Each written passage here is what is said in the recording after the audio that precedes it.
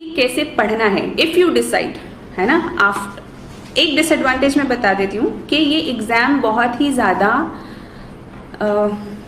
एक जिसे कहना चाहिए लॉटरी टाइप का है, ठीक है। सो लॉटरी में क्या होता है that you invest, then either you get, if you invest 10 rupees, either you get 1000 और आइदर यू गेट नन, है ना। तो ये लॉटरी है।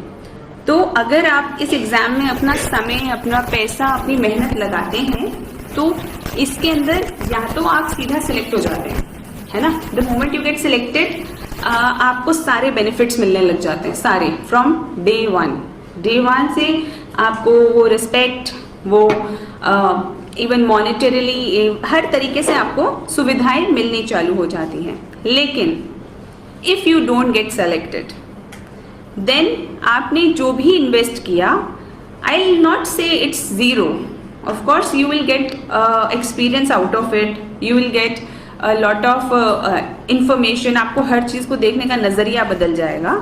लेकिन अगर करियर के पर्सपेक्टिव में देखा जाए तो कुछ भी नहीं होगा। So it's a big risk if you want to enter into this domain. So it's कहते हैं ना राजा और रंक वाली कहानी है। So I'm not saying it literally because now we don't have kings, but yes, but we have people who yield power, yield authority, yield responsibility.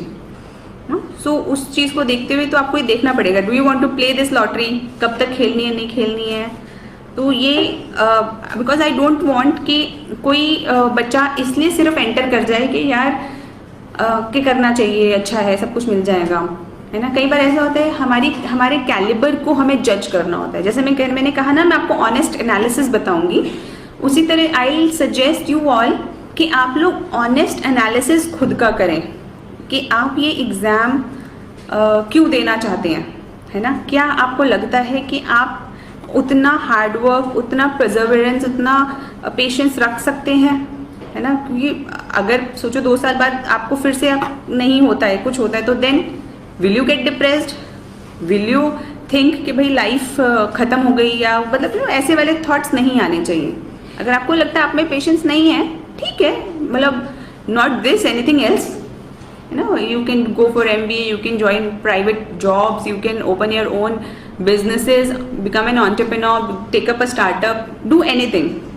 But if you are coming here then it requires a particular frame, आपको उस frame में fit होना पड़ेगा, ठीक है।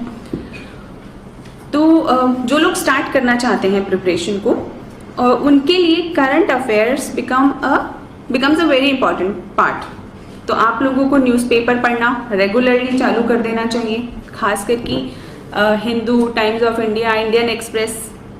ये Indian Express and Hindu are more preferred because they give analysis, but because examiner who sets the paper is reading Times of India, so I suggest, this is my personal opinion, that you should also take a look at Times of India.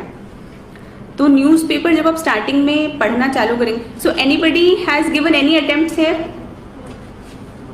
Okay, इक्का दुक्का, है ना, generally people are very new to it. So आप अपना जो आपका newspaper है, तो जब आप स्टार्टिंग में न्यूज़पेपर पढ़ना स्टार्ट करेंगे तो 1 से 2 महीने ऐसा लगेगा कि यार क्या लिख रहा है, क्या बोल रहा है, क्यों पढ़े, हम इसे समझ ही नहीं आ रहा है। इट हैपन्स विद एवरीबडी, है ना। डरने की बिल्कुल ज़रूरत नहीं है, बिकॉज न्यूज़पेपर की हम लोगों को बचपन से आदत नहीं होती है पढ़ने की। सो इस कारण से हम लोगों को थोड़ा एक्लिमेटाइज होने में टाइम लग जाता है न्यूज़पेपर के साथ। डोंट स्टॉप, समझ नहीं आ रहा तभी आप पढ़ते जाइए।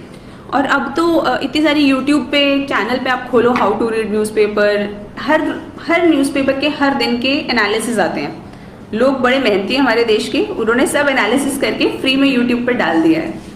सो you just need to open that and you know listen to those videos, watch it and देखेंगे आपको इतना समझ आ रहा है। लगभग 2 से ढाई महीने बाद अपने आप सब चीज़ें चमकने लगेंगी, मतलब सब चीज़ें समझ आने लगेंगी, क्योंकि धीरे धीरे आपको रिलेट होने लगेगा। अच्छा, ये फ्रांस की बात वहाँ पे तब हुई थी, अच्छा इसके कारण ये पिछली बात लिखी हुई थी, मतलब आप धीरे धीरे को रिलेट करने लगेंगे चीज़ों को। Newspaper is important. Then prelims, structure सबको पता है एग्ज़ाम का, है ना, प्रीलिम्स, मेंस एंड इंटरव्यू। और करंट अफेयर्स दोनों के लिए इम्पॉर्टेंट है। प्रीलिम्स के लिए कुछ किताबें हैं जिनको आपको कंसल्ट करते हैं अच्छा लगता है, मतलब माई सजेशन वुड बी कि जब आप प्रीलिम्स दे रहे हो तो एक किताब एक सब्जेक्ट के लिए रखें एज अ बेस, क्योंकि कई बार ऐसा होता है हम हिस्ट्री पढ़ते हैं तो हिस्टोरियन बनने लगते हैं और ज्योग्राफी पढ़ते हैं तो ज्योग्राफर बनने की कोशिश करते हैं। दैट्स नॉट रिक्वायर्ड, है ना। This is one of the biggest reason when very hard working and capable students are not able to clear this exam. The reason is this कि हमें historian नहीं बनना है ना। So you don't need to study 5 books for history. So what you need to do, you need to keep one, read one and add upon it. Add upon it मतलब अपने पास पर्चे रखो, उसको चिपकाते रहो जहाँ जहाँ लगे और add upon करते रहो information को। तो आई थिंक बुक्स तो कुछ ना कुछ सजेस्ट हुई होंगी, है ना, सबको पता होगा कुछ ना कुछ बुक्स, नहीं तो we can talk about that later, है ना। तो अपनी बुक्स को एक जगह कलेक्ट कर लो and join something. Of course Sankalp is helping in a big way. It's a community based support system. Teachers आपको ऑफ कोर्स ये सब चीज़ें करने का जो मौका मिलता है कि आप अपने टीचर से कभी भी कंसल्ट कर पा रहे हैं, आपको अच्छी क्लासेस ज्वाइन करने से ये होता है कि आपको थोड़ा सा समझ आने लगती हैं चीज़ें, थोड़ा शेड्यूल बन जाता है, बस ये फ़ायदा होता है। जैसे मतलब मैंने नहीं करी थी क्लासेस ज्वाइन क्योंकि मेरे पास मेरे फ्रेंड्स थे कुछ जिनकी मदद से आई कुड सेल थ्रू, लेकिन जब आप क्लासेस ज्वाइन करते हैं तो थोड़ा शेड्यूल बन जाता है, एक आइडिया लग जाता है, घर जाके उसी चीज़ को हम पढ़ते हैं। तो इस तरीके से धीरे धीरे आपका एक तैयारी के मोमेंटम बन जाता है। मोमेंटम समझ में आता है ना सबको, है ना। और अगर नहीं आता तो पढ़ना पड़ेगा, ये सब पढ़ना पड़ता है, ठीक है। सो और मेंस के लिए तो of course answer writing will become primary, लेकिन मेंस के बारे में और इंटरव्यू के बारे में तब सोचना है जब हमारा थोड़ी प्रिपरेशन हो जाए, है ना। जैसे कि कई बार ऐसा करते हैं बच्चे आते ही बोलते हैं हमें मध्य प्रदेश का मैप खरीदना है, उनसे पूछो क्यों, वो बोलते हैं हमें इंटरव्यू की तैयारी करनी है। सो हमें प्रीलिम्स और मेंस से पहले इंटरव्यू की तैयारी नहीं करनी है। पहले किसकी तैयारी करनी है, जो पहले की स्टेजेस हैं। मेंस के लिए तैयारी करो, प्रीलिम्स के लिए तैयारी करो।